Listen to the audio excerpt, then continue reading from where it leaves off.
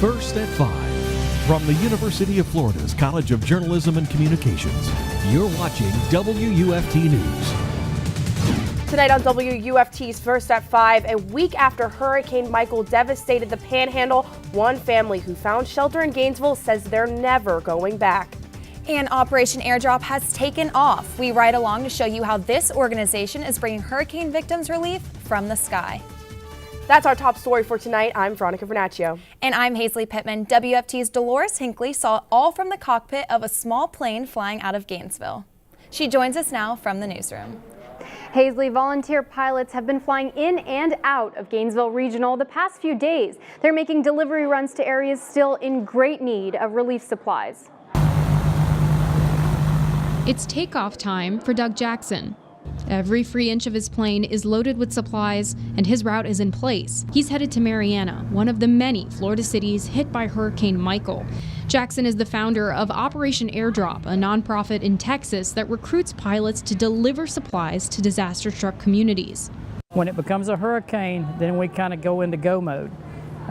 We start tracking it really close. If it's projected to hit the continental United States, then we're looking very close to where it's going to go. That means putting word out to its 550 registered pilots in 38 states. Jackson thought their contribution might be minimal this time. When they started planning, Michael was still a Category 1. We already had people headed this way, just waiting for it to pass when we saw it go to a 3 and then a 4, and we knew that we were going to have a job.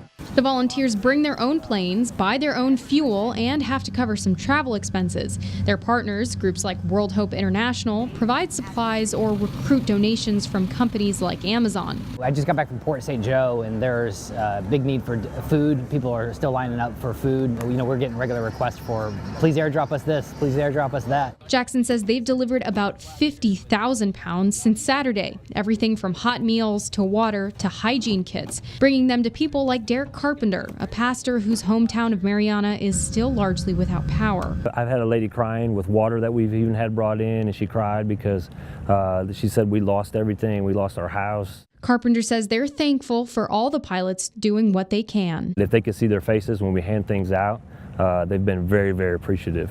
Jackson intends to keep flying supplies out of Gainesville as long as they have donations coming in and pilots volunteering. To be able to help and to make a difference with a hobby like that is really incredible. You can take your love of something that you like to do and do good for people. Organizers tell me their biggest need for donations right now is more food and tarps. There's already a good supply of bottled water. Reporting live from the newsroom, Dolores Hinckley, WUFT News. Thanks, Dolores. If you want to drop off supplies, enter at the charter side of the airport and follow the signs for Operation Airdrop. Here's the local address to drop off donations. If you want to contribute cash, their website allows that through PayPal accounts. Michael drove many families out of their homes, their schools, and even their jobs. At least one family is trying to resettle in Gainesville permanently. WFT's Elena Wilson got a chance to sit down with them and hear their story. Starting over is never easy, but it looked like it would be impossible in Lynn Haven, Florida after Michael upended everything. So the family I met is trying to find jobs and rebuild their lives in Gainesville. Beep, beep, beep. The fire alarm ringing in the family apartments is a lasting memory of Lynn Haven for 4-year-old Destiny Turner. Her family is now in Gainesville and not planning to go back. It was just horrible. Destiny's parents, Rebecca Warfield and Aaron Stewart, lost nearly everything during the storm, including their jobs. Rebecca was a coach at a local swim school. The business was destroyed. It's a big metal building, and the front wall and the back wall just both got blown out. Aaron doesn't know the status of the Dave & Buster's where he worked. The phone lines are still down, so there's really no way to get up with them. Rebecca and Aaron thought they would be better off moving to Gainesville and looking for jobs here. Even if I would go back, I don't really have a home to actually go back to.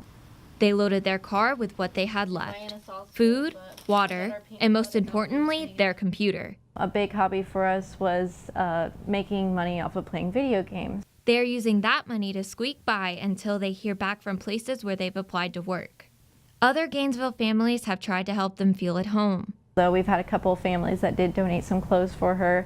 Until they can get enough money together to rent an apartment, the family of 3 is sharing a futon in a friend's home. Although the family is cramped, they wouldn't move back, not even if funding was offered. I think that there's people in Bay County right now who needed it more than us. One lesson for the rest of us during hurricane season, the family is glad they had a real evacuation plan in place, and they recommend everyone else do the same. Today, the number of mail-in ballots for the midterm topped the 500,000 mark statewide. That's despite several counties in the Panhandle not being able to update their numbers yet after Hurricane Michael. And as WFT's Rachel West reports, the state is scrambling to make sure early voting starts for everyone next week. It's hard to imagine early voting starting Monday in precincts that look like this. Voting can't be everywhere, but it will be for everyone. They may use mega precincts and cross-county lines for early voting and Election Day.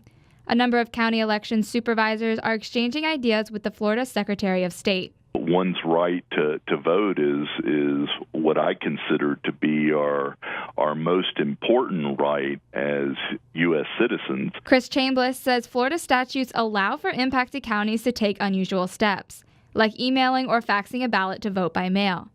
Okaloosa County is a little outside of the disaster zone. Their election supervisor happens to be serving as the head of the state association. Is going to be tantamount to success in these counties, in my opinion.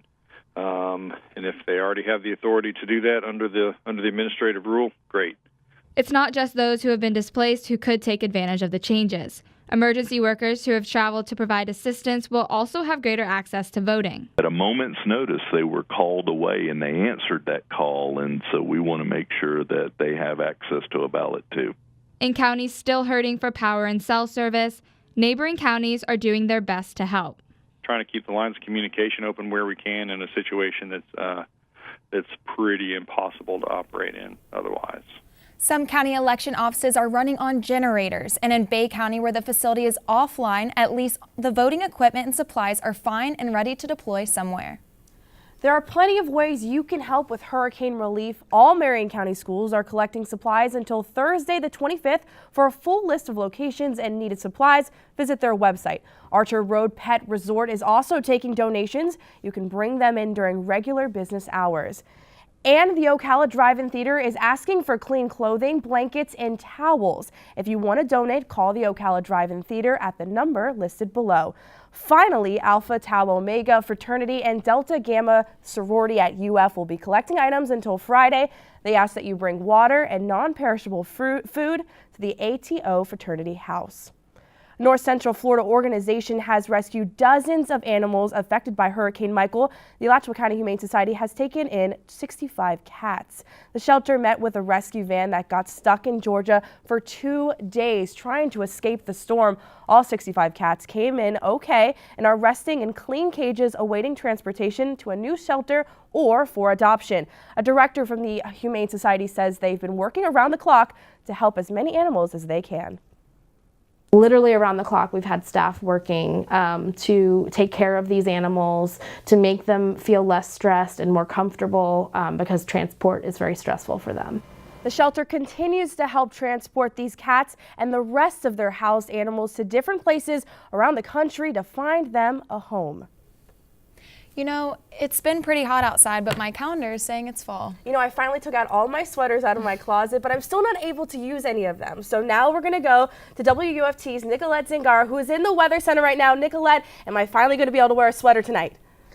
Tonight, maybe not yet. Right now, radar is clear across north central Florida, but as for later on this evening, showers are going to be pretty spotty throughout the overnight hours going into 6 o'clock in the morning. They could be spotty throughout Putnam, Clay, and Alachua County. Temperatures right now 91, so not time for a sweater yet. 95 down in Ocala, 94 in Bronson, 92 in High Springs, 90 up in Stark. And we are expected to cool down, but earlier this afternoon, we were expected to tie a record. We did not tie the record from 1925, 93 years ago of 93. We only hit 92. Now tonight we are going to cool down to the low to mid 70s, hitting 74 by 4 a.m. Your low for Gainesville, 73 in Gainesville, 71 in Ocala, 71 in Bronson. Back to you.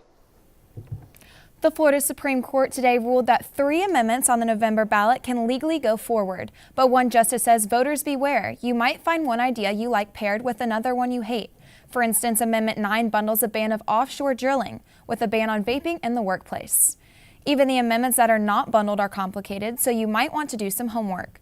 Florida Tax Watch has a detailed guide you can download, including its recommendations. The League of Women Voters has a nonpartisan guide, and at our website, WUFT.org, you'll find an interactive story explaining each amendment. Coming up on WFT's First at 5, it's the first day of legal marijuana use in Canada.